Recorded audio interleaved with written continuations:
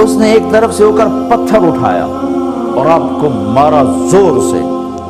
صحابہ کی نظریں تھی تلواروں پر، نیزوں پر، تیروں پر، وہ پتھر نظروں سے نکل گیا، لہٰذا وہ ان کے اندر کو چیرتا ہوا جا کر میرے نبی کے منہ پر یہاں لگا، اور اب سیدھا پیچھے ایسے گئے، پیچھے یوں، پیچھے ایک کھڈا تھا، وہ یہاں گردن میں لگا، کنارہ تھا، بے ہوش ہو گئے، دانت بھی ٹوٹ گئے، چہرہ بھی خون و خون ہو گیا، اب بے ہوش ہو کے یوں گر گئے. صحابہ نے سمجھا آپ شہید ہو گئے تو سب نے زار و قطار رونا شروع کر دیا. تھوڑی دیر کے بعد آپ کو ہوش آیا تو صحابہ نے عرض کی یا رسول اللہ اب تو ان کے لیے بد دعا فرما دے، وہ نبیوں میں رحمت لقب پانے والا، مرادیں غریبوں کی برلانے والا، غریبوں کا والی، یتیموں کا مولا. تو اب تو حق تھا کہ آپ بد دعا کرتے. یہ سامنے امت نہیں ہے، قاتل کھڑے ہیں کافر. آپ نے ہاتھ اٹھائے، صحابہ سمجھے کہ ہوں انہاں دے بیڑے بڑھ گئے. اللہم اغفر لقومی فإنہم لا یعلمون. اللہ میری قوم کو معاف کر، انہیں میرا پتہ.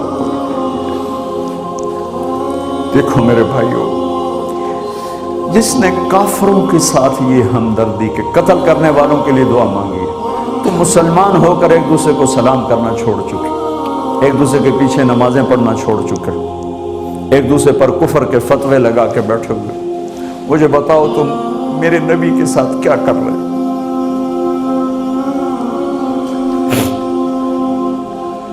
وہ تمہیں فرقوں میں بانٹ کر گئے تھے یا امت بنا کر گئے تھے؟ کیوں اس نادان کھیل میں اپنی زندگی برباد کرتے ہو؟ کیوں نہیں مسلمان بن کے رہتے ہو؟ اس امت میں اختلاف شروع سے ہے، ہمیشہ رہے گا. یہاں تک نہ جاؤ کہ ایک دوسرے پر کفر کے فتوے. جنت میں کون جائے گا؟ سنیوں نے کہا وہابی کافر، وہابیوں نے کہا سنی کافر، بریلیوں نے کہا دیوبندی کافر، دیوبندیوں نے کہا بریلوی کافر، شیعہ نے کہا سنی کافر، سنی نے کہا شیعہ کافر. جنت میں کون جائے گا؟ کچھ تو بھائیو میرے نبی کی محنت کی قدر کرو. میرے نبی تو غیروں کو اپنا بنانے آئے تھے، ہم نے اپنوں کو غیر بنا دی. جو نفرت کی آگ وہاں بھڑک رہی ہے یہاں مت بھڑکاؤ. جاؤ میرے دیس میں دیکھو کتنے سر کٹ چکے، کتنے سہاگ اجڑ گئے، کتنی مائیں بے آسرا ہو گئیں، کتنی جوان بیٹیوں کی مانگ ویران ہو گئی. کیا اسی کا نام اسلام ہے؟ اسی کا نام عشق رسول ہے؟ اسے وہ دین کہتے ہیں. ایک دوسرے کی مسجدوں میں نہیں جاتے ہو، ایک دوسرے کے پیچھے نمازیں نہیں پڑھتے ہو، جنت کے ٹھیکیدار بن گئے ہو.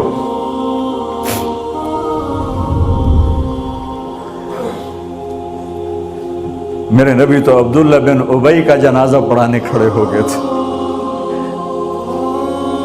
جس کا کفر ابو جہل سے بھی بڑا ہے. ابو جہل اوپر کی دوزخ میں، عبداللہ بن ابی سب سے نیچے کی دوزخ میں ہے. ان کے بیٹے آئے، یا رسول اللہ میرا باپ مر گیا ہے، اپنا کرتا دے دیں گے میں اس کو کفن دے دوں. ہم نے کہا لے لو. کرتا اتار کے دے دیا. اب کہتے بدبخت منافق دفع ہو جا. کہ یا رسول اللہ آپ جنازہ پڑھائیں گے؟ کہاں پڑھاؤں گا. باقی منافقوں کا تو کسی کو پتہ نہیں تھا سوائے اللہ کے نبی کے، لیکن عبداللہ بن ابی کا منافق ہونا تو سب کو معلوم تھا. آپ جنازے کے لیے عمر سامنے آ گئے، یا رسول اللہ یہ کون ہے؟ تو مجھے پتہ ہے کون ہے. تو آپ اس کا جنازہ کیوں پڑھا؟ کہ شاید اللہ معاف کر. کہ عمر پیچھے ہٹ جا، مجھے پتہ ہے کو میرے اللہ نے کہا ہے تو ان کے لیے دعا کر یا نہ کر میں معاف نہیں کروں گا. میں کرتا ہوں شاید اللہ معاف کر. پھر فرمایا کہ میرے اللہ نے کہا اگر تو 70 دفعہ بھی ان کے لیے دعا کر تو میں معاف نہیں کروں گا. اگر میرا اللہ کہتا اے میرے محبوب اگر آپ 70 دفعہ اس کے لیے دعا کریں گے تو میں معاف کر دوں گا، تو میں اس کم بخت کا 70 دفعہ جنازہ پڑھا دیتا. مجھے بتاؤ تم کہاں سے یہ دین لے کر آئے ہو جس میں تم فرقوں میں بٹ گئے ہو، نفرتوں کی آگ تم نے لگا دی ہے، یہ کہاں سے اسلام آیا ہے؟ میں تمہیں اللہ اس کے رسول کا واسطہ دیتا ہوں، امت بن کے رہو، مسلم بن کے رہو، کوئی گنجائش نہیں، اپنے اپنے عقیدے پر پکے رہو، دوسرے کے لیے گنجائش رکھو۔ کیوں اس قدر ظلم و ستم ڈھائے ہوئے ہیں؟ میں نیا تبلیغ میں گیا، کالج سے نکلا، ہماری جماعت ایک گاؤں میں گئی، ایک مسجد میں، تو امام صاحب آئے، ہمیں ماں بہن کی گالیاں دی اور ہمارے بستر اٹھا کے باہر مسجد دھوو، کتے اندر واڑائے۔ میں حیران پریشان، میں تو کوئی نہیں جانتا تھا کہ مذہب کیا ہوتا ہے، فرقے کیا ہوتا ہے، میں تو کالج میں گانے والا تھا، ناچنے والا تھا، جنید جمشید کی طرح، مجھے تو دین کا پتہ تبلیغ سے پتہ چلا۔ میں حیران پریشان کہ یہ مولانا صاحب کہہ رہے ہیں کہ یہ گستاخ رسول ہیں، اور مسجد دھو دو باہر کھڑے ہو، یہ مسجد میں کھڑے ہو کر ماں کی گالی دے رہے ہیں، بہن کی گالی دے رہے ہیں، تو پھر معیار دین کیا ہے؟ اتنی نفرت، اس قدر دوریاں۔ اگر ہم کافر تھے تو ہمیں گلے سے لگاتے، ہمارے نبی کی طرح ہمیں کھانے کھلاتے، ہمیں پانی پلاتے، پھر ہمیں بات سمجھاتے، لیکن ماں بہن کی گالیاں، مسجد میں کھڑے ہو کر، امام مسجد۔ ہم پنجاب کے زمیندار ہیں، گالی دینا ہماری سرشت میں ہے، لیکن مسجد میں کانپ جاتے تھے کہ کسی کو الو کا پٹھا بھی کہہ دیں۔ ہمارے بزرگ بڑے بھی بہت گالیاں نکالتے تھے، لیکن مسجد میں کسی کو ضرورت نہیں ہوتی تھی کہ وہ میرے والد مرحوم خود بہت غصے والے بڑے سردار آدمی تھے، تو تھوڑی تھوڑی بات پہ مار پٹائی گالیاں، لیکن میں نے نہیں اپنے باپ کو مسجد میں سنا غصے میں بھی کسی کو گالی دیتے ہوئے، ماں بہن کی گالیاں نکالو۔ استاد یہ کہہ رہے ہیں کہ یہ گستاخ رسول ہیں، ہم یہ کافر ہیں، ان کو نکال دو، کتے آ گئے، مسجد دھوو۔ میرے نبی کے دور میں تو کافر آ کے مسجد میں رہتے تھے۔ میرے بھائیوں، جو میں عرض کر رہا ہوں، میں اپنا دکھڑا بیان کر رہا ہوں، اس کی سنگینی کو سمجھو۔